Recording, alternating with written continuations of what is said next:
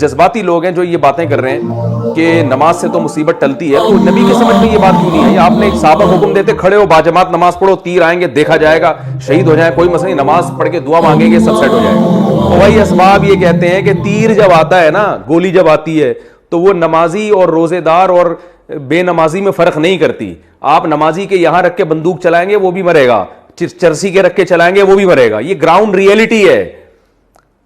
اسی وجہ سے تو نبی نے حکم دیا کہ جب نماز میں سانپ نظر آئے تو نماز توڑ کے سانپ کو مار دو، یہ صحیح حدیث ہے۔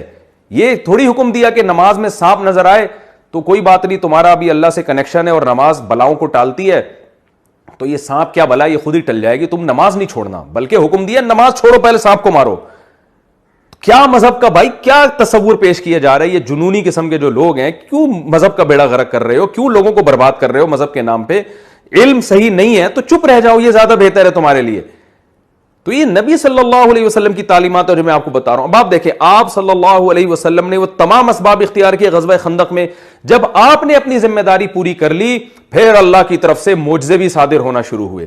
جب صحابہ کرام کو بھوک لگی ہے، بھوک سے بے ہوش ہونے لگے، مرنے لگے، شہادتیں ہونے لگیں، یہ حالت ہو گئے صحابہ کے، اب چونکہ ان کے پاس کوئی آپشن نہیں تھا، پھر کیا ہوا ہے کہ ہانڈیوں سے سالن نکلنا شروع ہوا، اور آپ صلی اللہ علیہ وسلم نے حکم دیا کہ بھئی ڈھکن نہیں ہٹانا دیگچے سے، اور صحابیہ کو حکم دیا کہ برتنوں میں سالن ڈالتی رہو اور ڈھکن نہیں ہٹانا۔ اتنا سا شوربہ تھا اور وہ سینکڑوں صحابہ کو کافی ہو گیا۔ اب اللہ کی طرف سے معجزے ہوئے ہیں، اب اللہ کی مدد آئی ہے۔ آپ اپنی ذمہ داری بھائی پوری کرو، چاہے وائرس کے بارے میں ہو، چاہے وہ کورونا وائرس کے بارے میں ہو، چاہے وہ صحت کے بارے میں ہو، چاہے وہ ڈیفنس کے بارے میں ہو، اپنی ذمہ داری آپ نے پوری احتیاطی تدابیر کرنی ہے۔ اس کے بعد پھر اوپر سے اللہ سے دعائیں مانگیں، مدد آئے گی۔ پیڑے کھانے کے بعد آپ دعا مانگو گے، مدد نہیں آتی اللہ تعالیٰ کی، مرواؤ گے آپ لوگوں کو۔ تو یہی ہو رہا ہے، آپ جو ہے نا اس طرح کی فضول قسم کی باتیں، جو بے روزگار کم بخت گھر میں پڑا ہوا ہے اس کو کہا جاتا ہے کہ جاؤ یار کچھ پڑھو لکھو کچھ کام کرو، نہیں جی، رزق تو اللہ کے ہاتھ میں۔ میں دیکھتا ہوں ہمارے ہاں ایک شوگر کے مریض تھے، ہوٹل میں بیٹھے ہوئے چائے پی رہے، چینی آئی تو چائے میں چینی ڈال رہے ہیں۔ ایک آدمی نے ان کو کہا کہ حضرت آپ شوگر کے مریض ہو، چینی ڈال کے پی رہے ہو؟ انہوں نے کہا بھائی جان، موت زندگی اللہ کے ہاتھ میں ہے، جب مارنا اللہ ہے، بچانے والا، بچانے والا کون ہے؟ اللہ ہے۔ تو میں اس وقت چھوٹا تھا، مجھے شروع سے ہی بے عقلی کی باتیں سمجھ میں نہیں آتی ہیں الحمدللہ، تو میرا دل چاہا کہ میں ان سے بولوں کہ مارنے والا بھی اللہ ہی ہے۔ ایک بات کر رہے ہو کہ بچانے والی ذات اللہ کی ہے، تو کیا یہ جتنے لوگ جو مرتے ہیں یہ کس نے مارے ہوتے ہیں؟ گورنمنٹ نے مارے ہوتے ہیں؟ کس نے مارے ہوتے ہیں؟ اللہ ہی مار رہا ہوتا ہے سب کو۔ تو جو بچانے والا ہے وہ بھی اللہ ہے اور مارنے والا بھی اللہ ہے، اور اللہ کا قانون یہ ہے کہ جو کوشش کرتا ہے اکثر اس کو بچا لیا جاتا ہے، جو کوشش نہیں کرتا وہ اکثر مر جاتے ہیں۔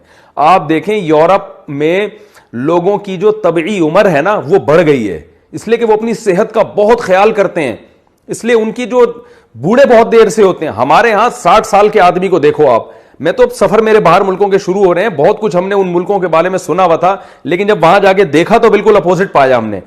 ان لوگوں کی صحتیں بہت، وہ تو وائرس آ گئے، وہ تو اللہ کا عذاب بن کے جس نے پوری دنیا میں تباہی مچا دی ہے، لیکن جرنلی ان لوگوں کی صحتیں بہت اچھی ہیں، عمریں ان کی لمبی ہیں۔ وجہ اس کی یہ کہ وہ خیال 60 سال میں تو وہ بعض ان میں یہ کہتے ہیں کہ اب تم نے جینا شروع کیا ہے۔ ہمارے ہاں 60 سال کے آدمی کا حال دیکھو آپ، توندیں نکلی ہوئی ہیں، اور اس کی شوگر کا مریض ہوگا، بلڈ پریشر کا مریض ہوگا، اور گردے اس کے فیل ہو چکے ہوں گے۔ ہمارے ایک دوست ہیں کینسر کے بہت بڑے اسپیشلسٹ ہیں، یو کے میں ہوتے ہیں، میں ان کا کئی دفعہ تعارف کروا چکا ہوں، اور ہیں پاکستانی، بڑے نیک آدمی ہیں۔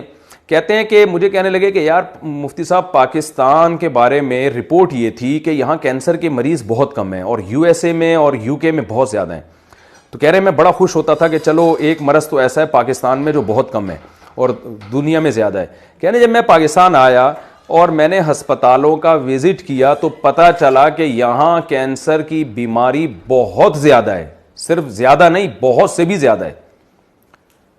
تو کہہ رہے ہیں پھر میں نے کہا یار رپورٹ کیوں نہیں ہے؟ پتہ چلا کہ یہاں رپورٹ تیار ہی نہیں ہوتی ہے، یہاں کوئی ڈاکومنٹ بنتے ہی نہیں ہیں کہ کتنے مریض ہیں اور کتنے نہیں ہیں۔ کہہ رہے ہیں ہسپتالوں میں جا کے پتہ چلا بھائی یہاں تو، اور خاص طور پر بریسٹ کینسر جو خواتین میں ہو تو بہت ہی زیادہ ہے۔ تو وجہ کیا ہے بھائی؟ یہ کیا شریعت کی تعلیمات ہیں؟ کیا صحابہ ایسے تھے؟